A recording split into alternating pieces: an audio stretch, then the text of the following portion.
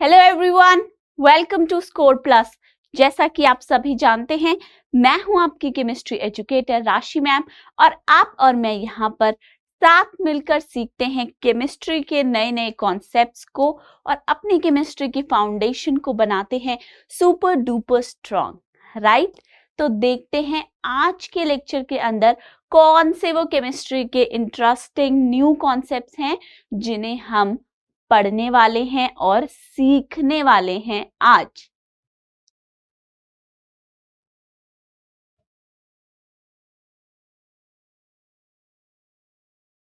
जैसा कि आप सब जानते हैं, हम डिस्कस कर रहे हैं अपना चैप्टर नंबर 3। कौन सी क्लास का? क्लास 9th का। राइट, और हम इस चैप्टर के बारे में काफी केमिस्ट्री के न्यू कॉन्सेप्ट्स को ऑलरेडी डिस्कस कर चुके हैं इन प्रीवियस 6 लेक्चर्स। ओके, तो उन्हें भी जरूर देखना, समझना है, एक एक कॉन्सेप्ट को कनेक्ट करते हुए चलना है। राइट, क्या टाइटल है हमारे चैप्टर का?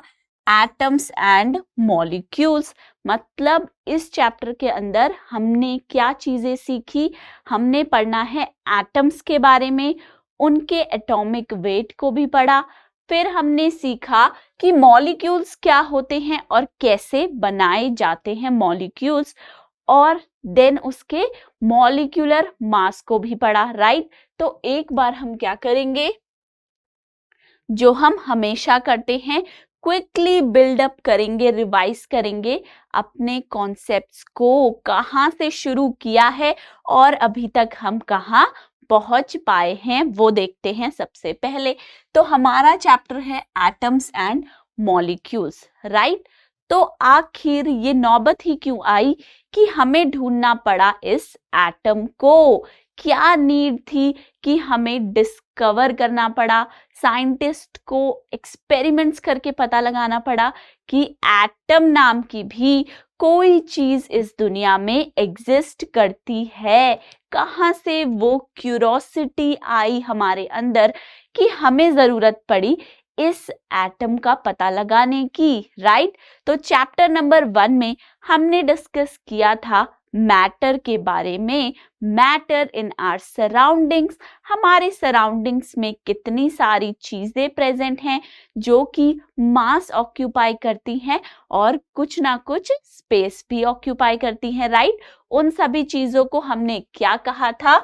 हमने कहा था वो सभी हैं मैटर। राइट, मैटर टर्म को समझा था, किन चीजों को हम मैटर बोल सकते हैं वो हमने वहां पर सीख लिया था। उसी के साथ में उस चैप्टर के अंदर एक और चीज हमने सीखी थी। वो क्या थी? वो ये कि जो ये मैटर हैं ये किन पार्टिकल्स से बनाए जाते हैं। राइट, वहां पे हमने कहा था matter is made up of particles. Right, हमने क्या कहा था? कोई भी मैटर हो, सभी बनाए जाते हैं स्मॉल टाइनी पार्टिकल्स से। कैसे होते हैं ये particles? They are very very tiny.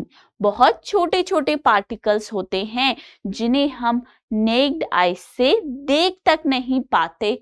Right, जैसे कि सपोज अगर ये एक मैटर है, तो अगर हम इसे बहुत मल्टीपल टाइम्स जूम करके देखेंगे तो हमें कुछ कैसा दिखेगा? ये मैटर हमें दिखाई देगा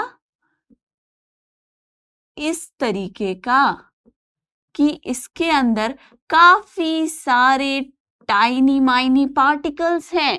ये छोटे छोटे पार्टिकल्स ने साथ में मिलकर बनाया था हमारे मैटर को। राइट, तो अब हमने एक चीज पता लगाई है, वो क्या? कि जितने भी मैटर हैं ये सभी छोटे छोटे पार्टिकल्स को साथ में मिलाकर बनाए जाते हैं। बहुत अच्छी बात है, ये तो हमने सीख लिया। अब हमें जरूरत पड़ी कि आखिर ये कौन से पार्टिकल्स हैं, जरा इनके बारे में भी पता लगाया जाए। राइट, क्यों पता लगाया जाए? क्योंकि भाई सभी चीजें इन पार्टिकल से बन रही हैं, सभी मैटर इन्हीं पार्टिकल से बन रहे हैं। तो इसीलिए हमें क्या जरूरत है, ये पता लगाने की, ढूंढना पड़ेगा, हमें एक्सपेरिमेंट्स करके पता लगाना पड़ेगा कि ये पार्टिकल्स हैं कैसे, कैसे दिखाई देते हैं, क्या इनका साइज होता है, किस नाम से हम इन पार्टिकल्स को बुला सकते हैं। ओके, देन हमने क्या किया था, इन एंशियंट टाइम्स हमारे फिलोसोफर्स ने डिस्कवर किया कि मैटर को जब हम डिवाइड करते रहते हैं तो वो हमें देता है क्या, कोई भी मैटर आफ्टर मल्टीपल डिवीजन, जब आप उसको डिवाइड करते जाइए, just keep on dividing the matter, तोड़ते जाइए ताकि और स्मॉल बन जाए, फिर दोबारा तोड़िए, उससे स्मॉल पार्टिकल आ जाए, फिर दोबारा से तोड़ दीजिए ताकि उससे भी ज्यादा स्मॉल पार्टिकल आ जाए। आखिर कब तक हम इस मैटर को डिवाइड कर पाएंगे, उस पॉइंट तक आप इसे डिवाइड कर पाएंगे जब तक आपके पास नहीं आ जाएगा स्मॉलेस्ट पॉसिबल पार्टिकल, राइट। जब तक हमारे पास नहीं आ जाता स्मॉलेस्ट पॉसिबल पार्टिकल, जब तक आपके पास वो पार्टिकल ना आ जाए जिसके आगे आप डिवीजन कर ही नहीं सकते, तोड़ ही नहीं सकते, तब तक आपको डिवाइड करते रहना है मैटर को। ओके, एक पॉइंट पे आके आपके पास आ जाएगा स्मॉलेस्ट पॉसिबल पार्टिकल, उसी पार्टिकल को नाम दिया गया, इस पार्टिकल को जब हमने मैटर को काफी बारी डिवाइड किया और हमें स्मॉलेस्ट पॉसिबल पार्टिकल मिला जिसके बाद फर्दर डिवीजन पॉसिबल नहीं है, उसके बाद हम उसे डिवाइड नहीं कर सकते, उस पार्टिकल को हमने कहा एटम। क्या नाम दिया इसे, एटम। ओके, देन हमने उसके बाद पढ़ा बच्चे क्या, डेल्टन्स एटॉमिक थ्योरी पिक्चर में आई, जहां पे डेल्टन ने भी हमें सेम चीज बताई कि किसी भी मैटर के अंदर जो स्मॉलेस्ट यूनिट है, स्मॉलेस्ट यूनिट मतलब सबसे छोटा पॉसिबल पार्टिकल है, वो कहलाता है एटम। ओके, उसी के साथ में उन्होंने हमें और भी कुछ चीजें बताई, जैसे कि एक बात उन्होंने और बताई कि अगर सेम एलिमेंट है, एक एलिमेंट का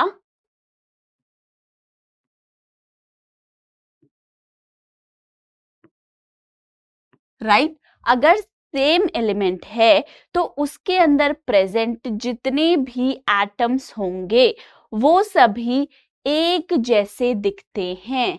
मतलब अगर कोई एक एलिमेंट है, इसके सभी के सभी एटम्स कुछ इस तरीके से आपको नजर आएंगे, राइट। कैसे दिख रहे हैं ये सभी एटम्स, तो आप कहेंगे मैम ये सभी हैं आइडेंटिकल, राइट। कैसे हैं, आइडेंटिकल, ये सभी हैं आइडेंटिकल, राइट।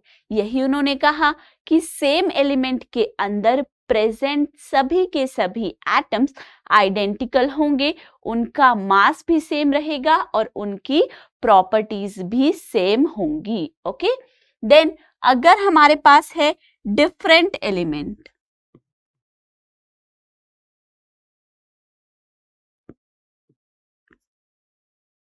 अगर हम अलग अलग एलिमेंट्स ले रहे हैं, फॉर एग्जाम्पल एक हमने लिया सोडियम और दूसरा लिया क्लोरीन, तो उस केस में क्या होगा,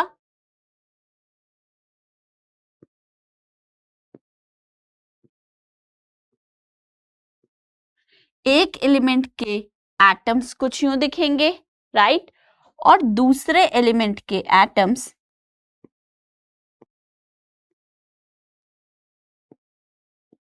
कुछ इस तरीके के दिखेंगे, साइज में भी बड़े छोटे हो सकते हैं, राइट।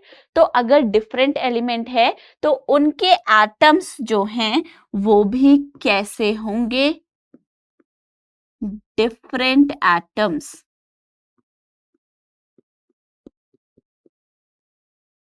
ठीक है, एक एलिमेंट के अंदर प्रेजेंट सभी एटम्स आइडेंटिकल होते हैं, जबकि डिफरेंट एलिमेंट्स के अंदर प्रेजेंट एटम डिफरेंट होते हैं।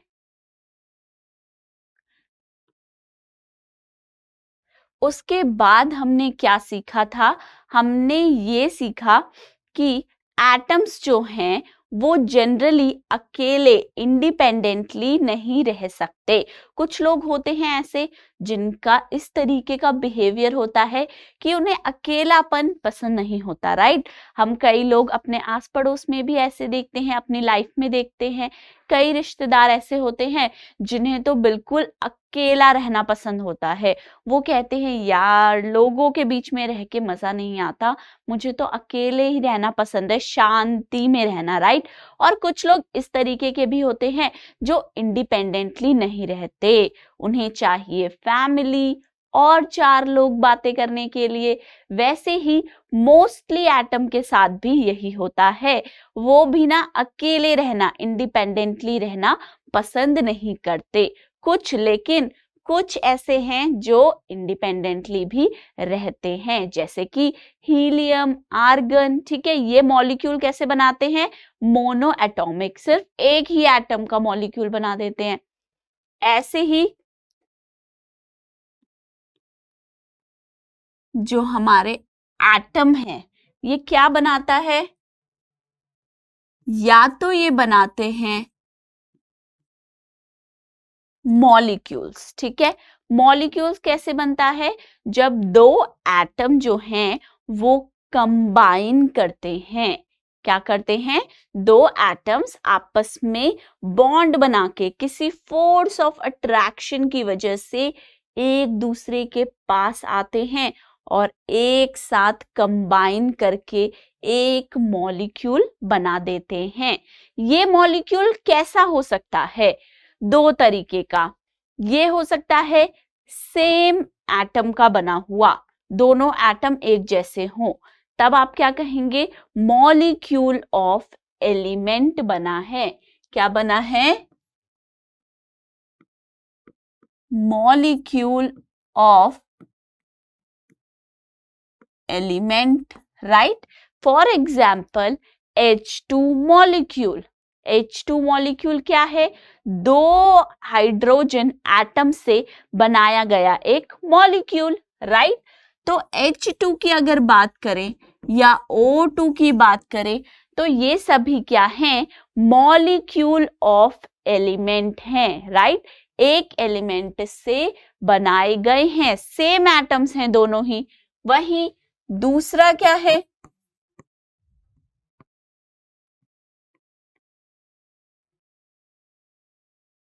Molecule of compounds.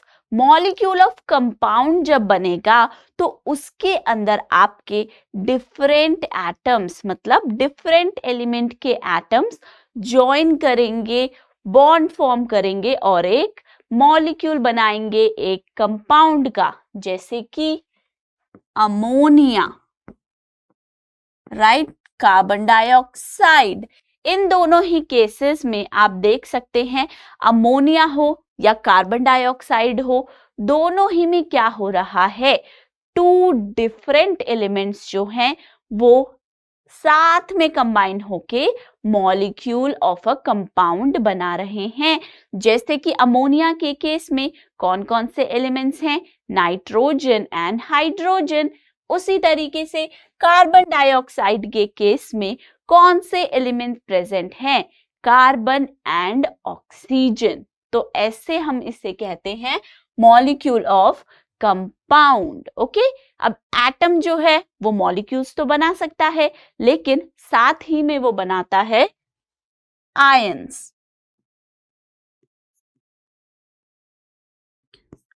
क्या फॉर्म कर सकता है, आयंस। अब आयंस क्या होते हैं, कोई भी वो स्पीशीज जिसके ऊपर चार्ज प्रेजेंट है, चाहे वो चार्ज पॉजिटिव है या फिर नेगेटिव है, हम उसे कहते हैं आयन। आयन मतलब चार्ज स्पीशीज, ठीक है। अब ये आयंस होते हैं दो तरीके के, राइट। चाहे पॉजिटिव चार्ज है या नेगेटिव चार्ज, हम तो आयन कहेंगे, राइट। पर अलग अलग इनके नाम दिए जाते हैं on the basis of type of charge. Positive charge है तो अलग नाम, और नेगेटिव चार्ज है तो अलग नाम है इनका। देखते हैं क्या क्या। अगर आयन पॉजिटिवली चार्ज है,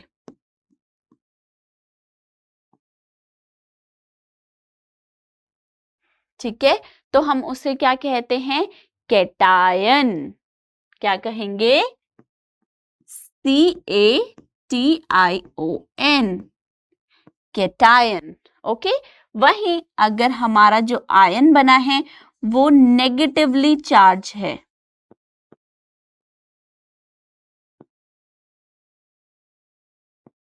तो उसे हम कहते हैं एनायन। ओके। ये क्या है? आयंस हैं, डिफरेंट टाइप में बन सकते हैं, कैटायन या फिर एनायन। नेक्स्ट देखते हैं।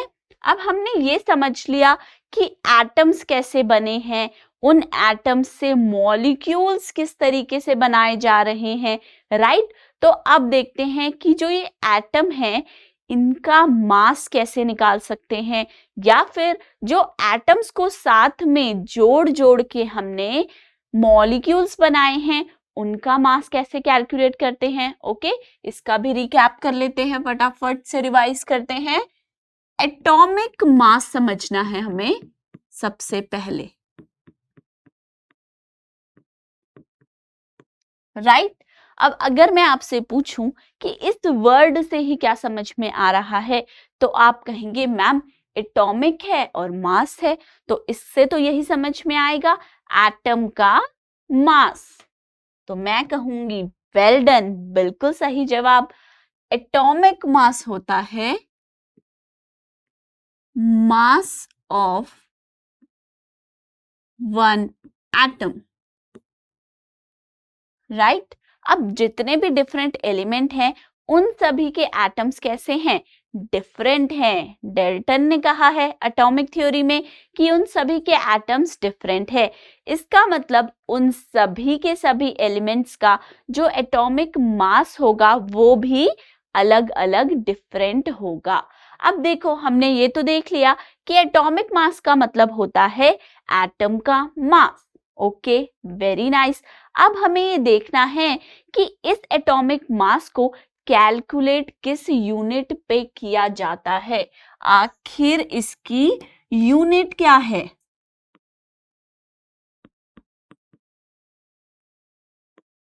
यूनिट ऑफ एटॉमिक मास क्या है? ये क्वेश्चन आ गया हमारे सामने।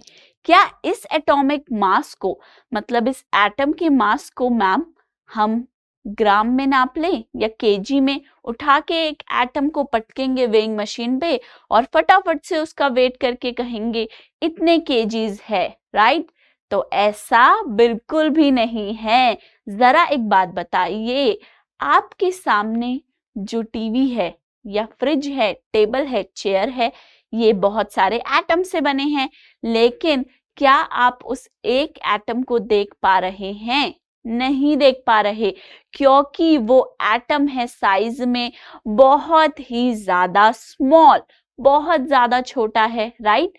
इसीलिए एटॉमिक मास की जो यूनिट भी है वो डिफरेंट यूनिट होती है, नॉर्मल यूनिट नहीं होती, ठीक है। एटॉमिक मास की जो यूनिट है उसे हम क्या बुलाते हैं? एटॉमिक मास यूनिट है तो एटॉमिक मास यूनिट ही कहेंगे, AMU, राइट। AMU, या फिर सिंपली हम उसे U से रिप्रेजेंट करते हैं। अब मैंने लिखा है 1 एटॉमिक मास यूनिट। ऐसा क्यों लिखा है? क्योंकि अब हमें डिफाइन करना है कि एटॉमिक मास यूनिट जो है वो किसके इक्वल है, कितने मास के बराबर है। सो 1 एटॉमिक मास यूनिट किसके इक्वल होती है? ये बराबर है 1/12 of mass of one atom of carbon 12। ठीक है, कार्बन 12 जो एलिमेंट है उसका एक एटम उठाया, उस एटम का जितना मास था उसका 1/12 कर दिया, तो वो किसके बराबर होगा? 1 एटॉमिक मास यूनिट के, 1 AMU के इक्वल। ओके, अब यहां से एटॉमिक मास यूनिट पता चल गई, तो हमें एटॉमिक मास पता चल जाएगा डिफरेंट एलिमेंट्स का, जैसे कि हाइड्रोजन का एटॉमिक मास 1U, कार्बन का एटॉमिक मास 12U, ऑक्सीजन का एटॉमिक मास 16U, नाइट्रोजन का एटॉमिक मास 14U, राइट। ऐसे ही डिफरेंट का डिफरेंट एटॉमिक मास आएगा। अब ये तो बात हो गई एटम के मास की, एटॉमिक मास की। अब हमें देखना है मॉलिक्यूलर मास कैसे निकालेंगे, राइट। किसी मॉलिक्यूल का मास कैसे निकालेंगे, राइट, ये हम जानना चाहते हैं। तो मॉलिक्यूलर मास कैसे निकालते हैं? Simply some of atomic masses of different elements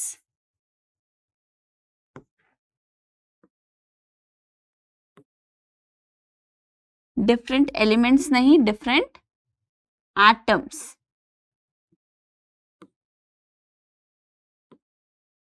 present in the molecule। किसी भी मॉलिक्यूल के अंदर जो डिफरेंट एटम्स प्रेजेंट हैं, उन सभी एटम्स के एटॉमिक मास को हमें ऐड करना है, सम करना है।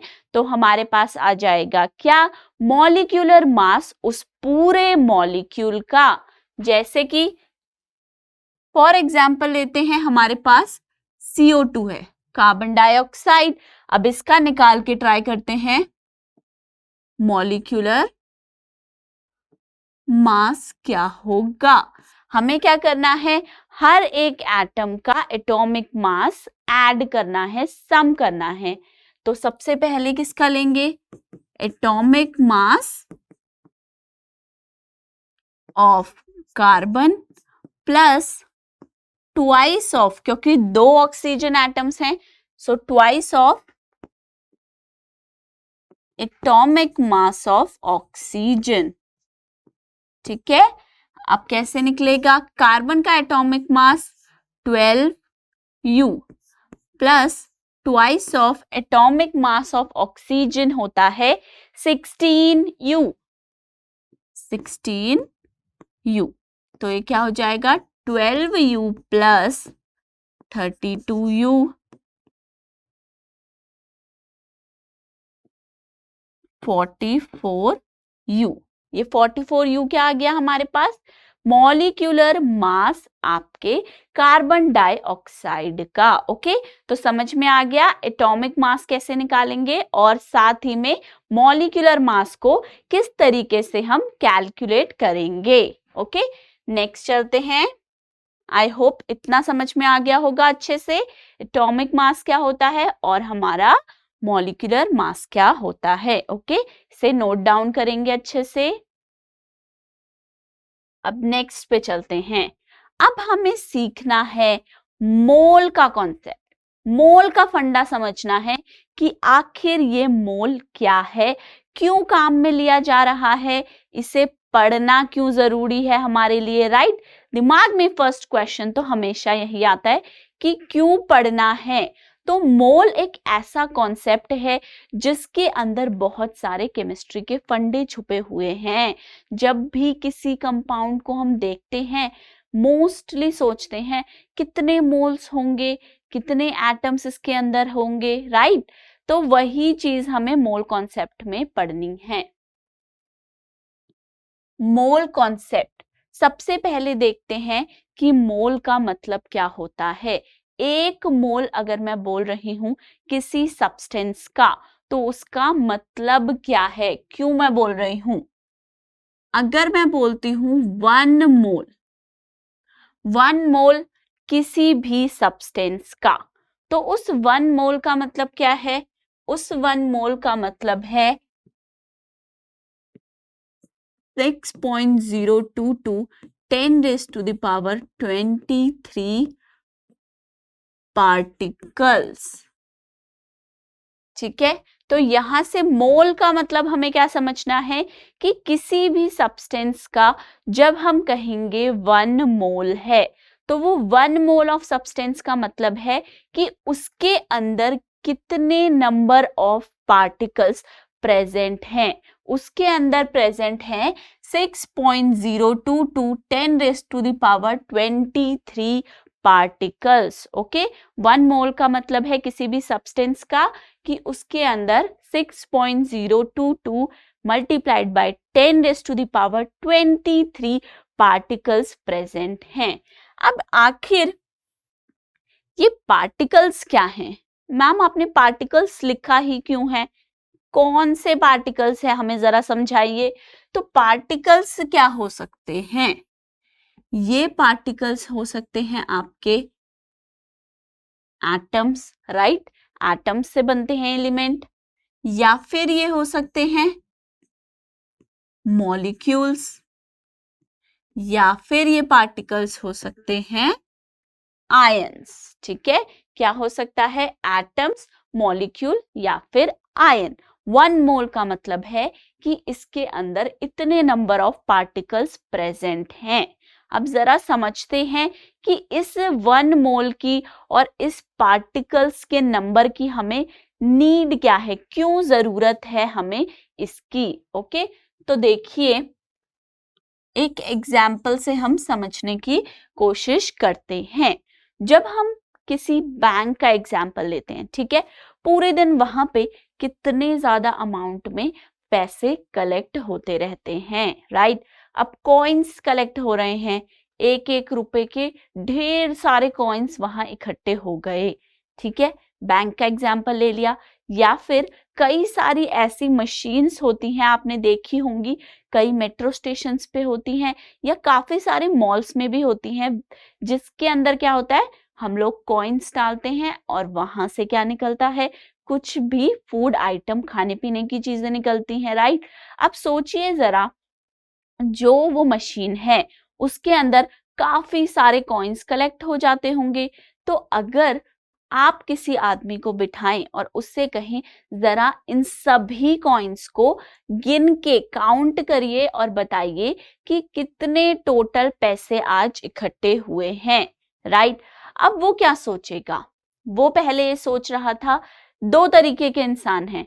एक जिसको ज्यादा दिमाग जो है चलाना नहीं है, भाई ज्यादा दिमाग के घोड़े नहीं भगाने, और वो सिंपली कहेगा क्या, वो ये करेगा, बैठा रहेगा 10 घंटे 12 घंटे तक और एक एक कॉइन को उठा के गिनता रहेगा। 100 हो गए, 1000 हो गए, 2000 हो गए, है ना? गिनता रहेगा, गिनती करते रहेगा और अपने टाइम को बर्बाद करता रहेगा। वहीं दूसरी तरफ होगा एक बहुत ही चालाक, शार्प माइंडेड इंसान। वो क्या करेगा? वो क्या करेगा ना, एक कॉइन उठाएगा और उसको ले जाएगा एक वेइंग मशीन पे और उसका वजन कर लेगा। ठीक है, वो क्या देख लेगा कि इस एक कॉइन का, सपोज वो सभी 10 रुपए के कॉइन्स थे, ठीक है, तो वो क्या करेगा, एक 10 रुपए का कॉइन उठाएगा, उसका वेट कर लेगा और देख लेगा, अच्छा इसका वजन 1 ग्राम है। ठीक है, ये देख लिया उसने। फिर क्या करेगा, सारे के सारे जितने भी कॉइन्स होंगे सभी को ले जाकर रख देगा वेइंग मशीन के ऊपर और ये देख लेगा कि कितने वेट उसका आ रहा है। सपोज जब उसने सभी कॉइन्स को, ऑल कॉइन्स का वेट किया, तो उसे पता चला कि वो 1000 ग्राम्स आया है। ठीक है, तो अब 1000 ग्राम, अब उसने 2 मिनट में क्या बता देना है, 1 ग्राम था एक कॉइन का वेट, तो 1000 ग्राम कितने कॉइन से आया होगा, 1000 कॉइन से, राइट। अब अगर उसे पता है कि वो कॉइन 10 रुपए का है, तो वो कह देगा कि आपके भाई 10,000 रुपए आज हुए हैं, है ना। तो ऐसे करके उसने, बंदे ने क्या किया, अपना दिमाग चलाया, माइंड चलाया, और ऐसे ही करके उसने अपने काम को सिर्फ और सिर्फ 10-15 मिनट लगेंगे वेट करने में, उतने टाइम में उसने अपने घंटों के काम को जल्दी कर दिया, राइट। तो इसे क्या कहेंगे हम, smart work then hard work. Smart work कीजिए, हार्ड वर्क की जगह पे, हार्ड वर्क भी अच्छा है, लेकिन जब वो अपना इतना सारा टाइम बचा सकता था तो उसने एकदम सही किया। अब वही सेम चीज हम यहाँ पे भी कर रहे हैं, मोल कॉन्सेप्ट को अप्लाई करने से। क्या अप्लाई कर रहे हैं, हमें भी चाहिए कि हम ये देख पाए, बता पाए कि जो सब्सटेंस हमने लिया है उसके अंदर कितने एटम्स हैं, या कितने मॉलिक्यूल्स, या फिर कितने आयंस प्रेजेंट हैं। तो इसे बताने के लिए हम पार्टिकल्स को देख नहीं पाएंगे, गिन नहीं पाएंगे, लेकिन हमने क्या किया, हमने उसका रिलेशन, किसका, मोल का। पहली बात हमने ये बोल दिया 1 मोल के अंदर इतने पार्टिकल्स होते हैं। उसके बाद हमने क्या किया, मास के साथ, किसी भी सब्सटेंस के मास के साथ इस मोल को कनेक्ट कर दिया, ताकि क्या हो जाए, हम मास ऑफ सब्सटेंस से निकाल सके उसके अंदर प्रेजेंट नंबर ऑफ पार्टिकल्स। ठीक है, हमने ये पता लगाया 1 मोल में 6.022 10⁻23 पार्टिकल्स होते हैं, नंबर 1 चीज। उसके बाद हमने क्या कर दिया, मोल्स को हमने रिलेट कर दिया, किसके साथ, मास के साथ। मोल और मास को आपस में रिलेट कर दिया, और हमने इस तरीके से हम क्या कर सकते हैं, मोल कॉन्सेप्ट की मदद लेके हम करते हैं मास ऑफ ए सब्सटेंस को यूज करते हैं, mass of a substance can be used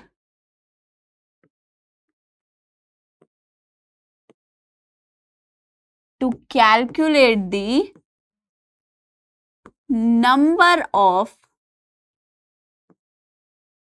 particles present in the substance।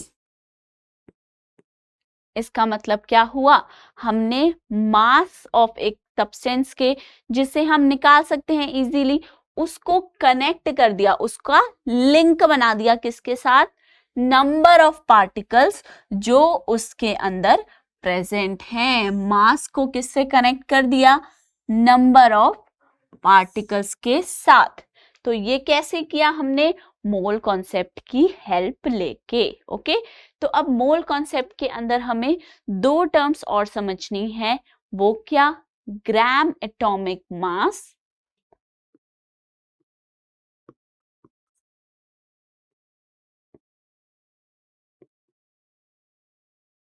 और दूसरा है gram molecular mass. Atomic mass, molecular mass पता है, तो अब देखते हैं ग्राम एटॉमिक मास क्या है। सो ग्राम एटॉमिक मास किसी भी सब्सटेंस के लिए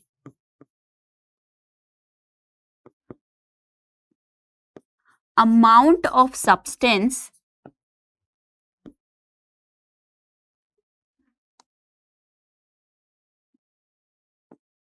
having equal mass to the atomic mass। मतलब ग्राम एटॉमिक मास किसी भी सब्सटेंस के लिए वो मास है, उस क्वांटिटी का मास है जो किसके बराबर हो, वो बराबर होनी चाहिए atomic mass of that substance के।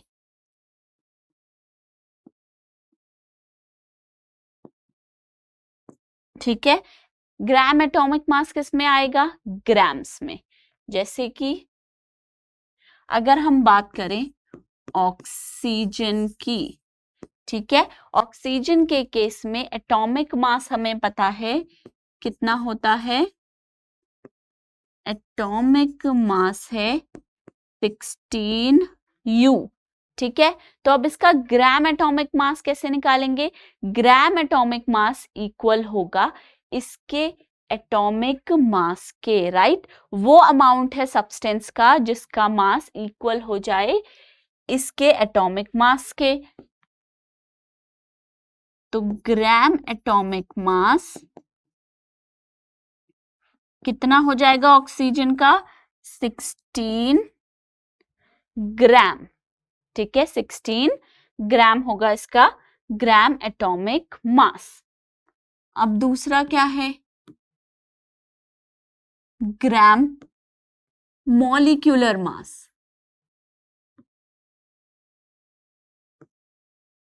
इससे क्या समझेंगे? ग्राम मॉलिक्यूलर मास क्या है? जिस तरीके से हमने एटॉमिक ग्राम एटॉमिक मास में बोला, वो अमाउंट ऑफ सब्सटेंस जिसका मास हो equal to the atomic mass. तो आप यहां पे क्या कहेंगे?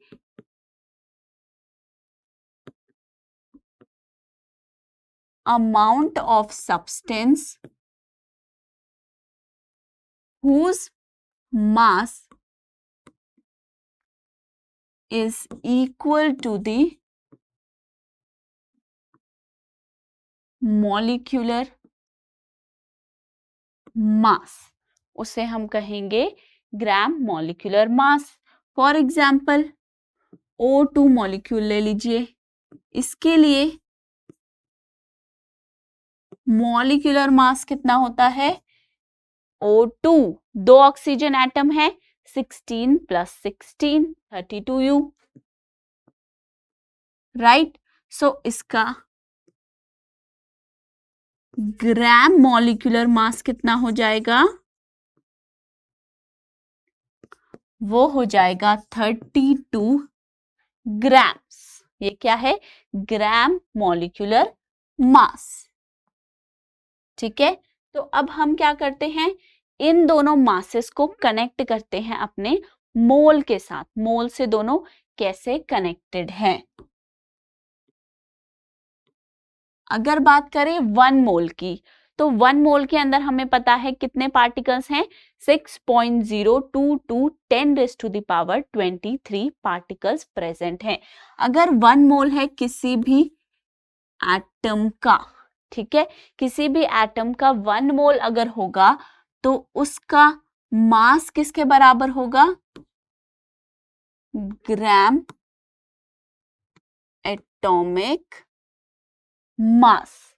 ठीक है, ग्राम एटॉमिक मास अगर हम किसी भी एटम के लिए लेंगे तो वो कितना मोल के बराबर आएगा?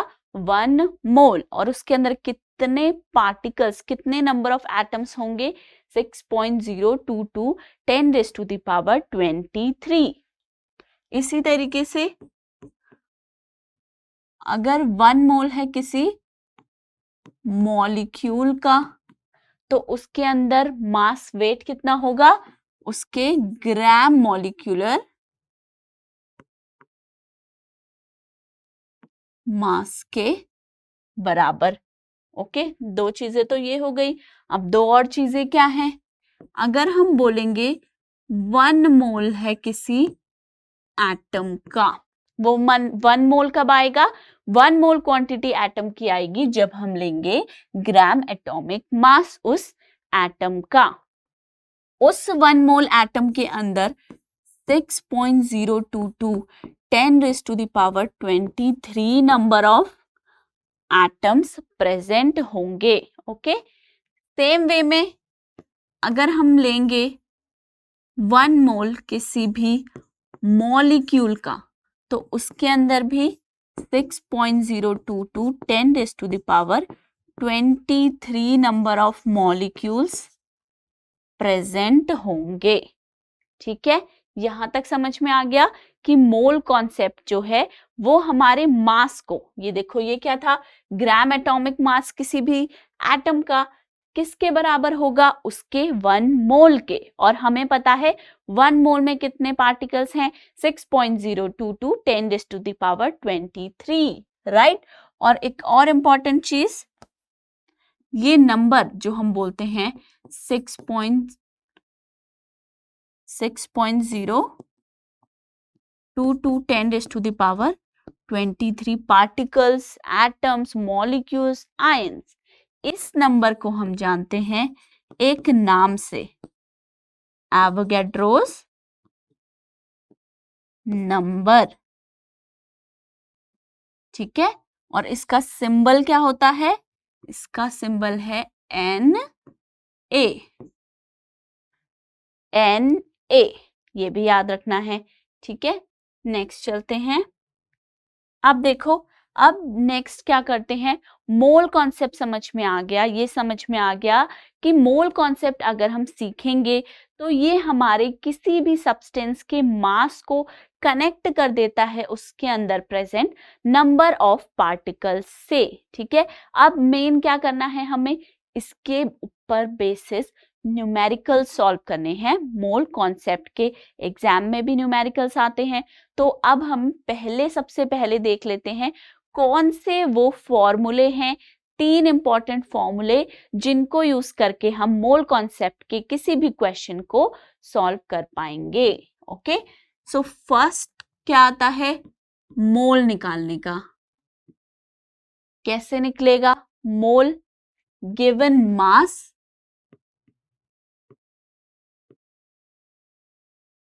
Divided by molar mass, right. ये मोलर मास किसके बराबर हो सकता है, अगर कोई एटम की बात कर रहे हैं तो उसके एटॉमिक मास के, क्योंकि हमने देखा है 1 मोल जो है वो प्रेजेंट होता है ग्राम एटॉमिक मास में, राइट। अगर वहीं आपका कोई मॉलिक्यूल आ जाएगा तो क्या हो जाएगा, वहां पे ग्राम मॉलिक्यूलर मास यूज हो जाएगा। तो ये तो एक फॉर्मूला है। अगर हमें किसी भी सब्सटेंस के लिए, चाहे वो एटम्स या मॉलिक्यूल्स निकालने हो, गिवन मास दिया जाता है कि इतना उसका मास है, इसके अंदर बताइए कितने मोल्स प्रेजेंट होंगे, राइट। तो हमें पता है 1 मोल प्रेजेंट होता है इन ग्राम एटॉमिक मास, तो हम गिवन मास को उसके gram atomic mass, molar mass से डिवाइड करके निकाल देंगे कि कितने नंबर ऑफ मोल्स प्रेजेंट होंगे। दूसरा फॉर्मूला आता है नंबर ऑफ पार्टिकल्स की फॉर्म में। क्या, mole is equal to number of particles divided by Avogadro's number.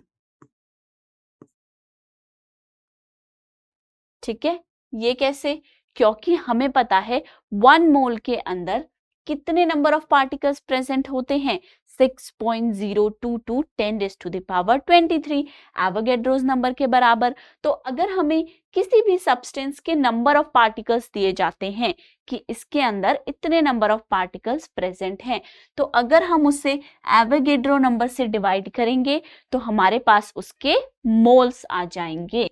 यहाँ पे गिवन मास को हम रिप्रेजेंट करते हैं स्मॉल w से और मोलर मास को कैपिटल M से, ओके। और वैसे ही number of particles n, simple n, Avogadro's number Na या फिर n नॉट भी कई जगह यूज कर लेते हैं। ठीक है, ऐसे हम निकाल सकते हैं। अब ये तो बात रही इसकी। अब अगर सपोज कीजिए, अभी हम क्वेश्चन देखेंगे, अगर आपको दिया जाए क्या, number of particles, number of particles they दें और आपसे पूछे कि आप इसका मास बता दीजिए। नंबर ऑफ पार्टिकल्स हमने आपको दिए हैं कि किसी सब्सटेंस के अंदर x नंबर ऑफ पार्टिकल्स हैं, तो आप हमें बताइए कि उसका कितना मास हमें लिया होगा। तो कैसे बताएंगे? रिवर्स ऑर्डर में। नंबर ऑफ पार्टिकल्स हमें दिए गए हैं, तो वहां से हम क्या निकाल सकते हैं? एवोगैड्रो नंबर तो हमें पता है, वहां से मोल्स हम कैलकुलेट कर सकते हैं, राइट। फिर इस मोल की वैल्यू को यहां रख के मोलर मास से मल्टीप्लाई करके गिवन मास हम कैलकुलेट कर सकते हैं। नेक्स्ट चले, एग्जाम्पल देखते हैं कैसे मोल्स कैलकुलेट करने हैं। Calculate the number of moles for the following. Number of moles निकालने हैं, फॉर्मूला लगाना है, या तो given mass divided by molar मास, या फिर given number of particles divided by Avogadro's number. दो फॉर्मूले हैं। तो फर्स्ट देखते हैं, 52 ग्राम ऑफ He मोल निकालना है। हमें पता है गिवन मास He का है 52 ग्राम, राइट। अब एटॉमिक मास, मोलर मास किसके बराबर होगा He का? इसके atomic mass, gram atomic mass के बराबर। वो कितना होगा? 4 ग्राम्स। ठीक है, तो अब क्या करेंगे? मोल्स का फॉर्मूला लगाएंगे, given mass divided by molar mass. Value डालिए, given mass 52 grams divided by 4 grams, कितना आ जाएगा? 13 मोल्स प्रेजेंट हैं। ओके, ये मोल्स हमने कैसे निकाले? मास वाला फॉर्मूला यूज करके। अब नेक्स्ट पे आते हैं। यहां क्या करना है? 12.044 10 raised to the power 23 number of helium atoms present हैं। यहां पे क्या बोल रहा है? मोल्स कैलकुलेट कीजिए from number of atoms, number of particles से मोल्स निकालने हैं। सो मोल का फॉर्मूला क्या है? नंबर ऑफ पार्टिकल्स या एटम्स हो जाएगा इस केस में, divided by Avogadro's number, right. Value देखते हैं। नंबर ऑफ पार्टिकल्स हमें कितने दिए गए हैं? 12.044 10 raised to the power 23, और एवोगैड्रो नंबर क्या है? 6.022 multiplied by 10 raised to the power 23। तो ये सॉल्व करेंगे तो कितना आ जाएगा? 2 मोल्स प्रेजेंट हैं। ओके, समझ में आ रहा है? इजी है, बस फॉर्मूला अप्लाई करना है और जो जो गिवन वैल्यूज है उन्हें हमें फॉर्मूले के अंदर सब्स्टिट्यूट कर देना है। नेक्स्ट चलें। नेक्स्ट है calculate the mass of following. आप देखिए, मोल्स नहीं पूछ रहा, क्वेश्चन को जरूर अच्छे से पढ़ना है। लास्ट क्वेश्चन में मोल्स निकालने को बोला था, पर यहाँ पे मास निकालने को कहा है। ओके, मास निकालना है। फर्स्ट है 0.5 मोल ऑफ N2 गैस। मोल दिए हैं, देखिए गिवन जो मास है ये तो हमें निकालना है भाई, ये तो क्वेश्चन मार्क है, यही आपको निकाल के देना है। मोलर मास N2 का कितना होगा? सोचिए, एक N का एटॉमिक मास होता है 14, तो N2 का कितना हो जाएगा? N2 का हो जाएगा 28। ठीक है, अब क्या करेंगे? मोल्स का फॉर्मूला लगाएंगे, given mass divided by molar मास। इसको वहां मल्टीप्लाई कर दीजिए। गिवन मास जो N2 का लिया होगा वो कितना आ जाएगा, मोल से मल्टीप्लाई कर दो मोलर मास, राइट। कितने मोल्स हमें दिए गए हैं, 0.5। मोलर मास कितना है, 28। तो कितना मास आ जाएगा हमारे पास, इसे सॉल्व करेंगे तो 14 ग्राम, ठीक है। 14 ग्राम्स हमारे पास यहाँ पे आ जाएगा। नेक्स्ट क्वेश्चन पे चलते हैं। 0.5 मोल ऑफ एन एटम, अब क्या है, उसमें तो N2 था, यहाँ पे N है, उसका निकालना है। सो गिवन जो मास है वो तो हमें पता लगाना है, कैलकुलेट करना है। मोलर मास अब कितना होगा, वहां तो 28 था, 14 + 14, क्योंकि N2 थी गैस। अब क्या है, सिर्फ N एटम है, तो यहां सिर्फ 14 होगा। मोल्स का फॉर्मूला लिखेंगे, given mass divided by the molar mass, right. So हमारे पास जो मास है वो आ जाएगा moles multiplied by the molar mass. Moles कितने गिवन है, 0.5, और मोलर मास कितना है, 14, तो यहां से कितना आ जाएगा, 7 ग्राम्स।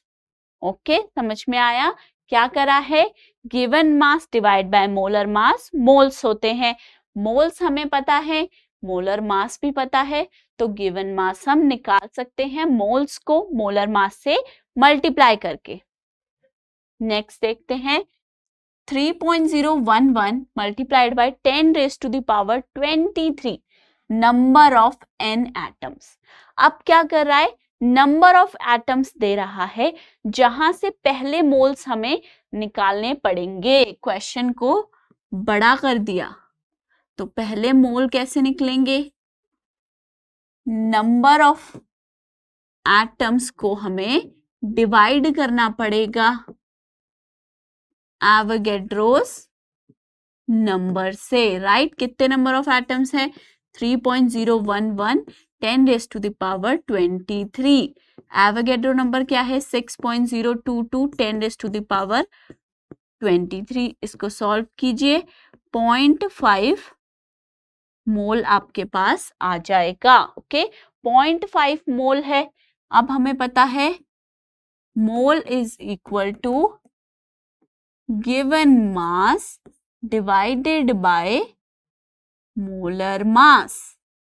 यहां पे मोलर मास किसके बराबर होगा, नाइट्रोजन के ग्राम एटॉमिक मास के बराबर, जो कितना होता है, 14, राइट।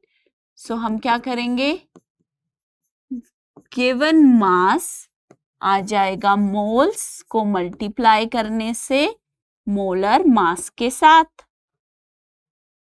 मोल्स हैं 0.5 मल्टीप्लाइड बाय 14, 7 ग्राम्स हमारे पास यहाँ पे आ गया इसका आंसर। अब यहाँ पे क्या किया, देखो जैसे जो काम हमने दोनों लास्ट क्वेश्चन के अंदर किया, मोल से सीधा मास को कनेक्ट करके निकाल दिया था गिवन मास पर, यहाँ पे क्वेश्चन को थोड़ा बड़ा कर दिया, मास की मोल की जगह पे क्या दे दिया, नंबर ऑफ एटम्स, ताकि पहले हमें कैलकुलेट करने पड़े मोल्स और फिर दूसरा फॉर्मूला यूज करके वहां से कैलकुलेट करना पड़े मास।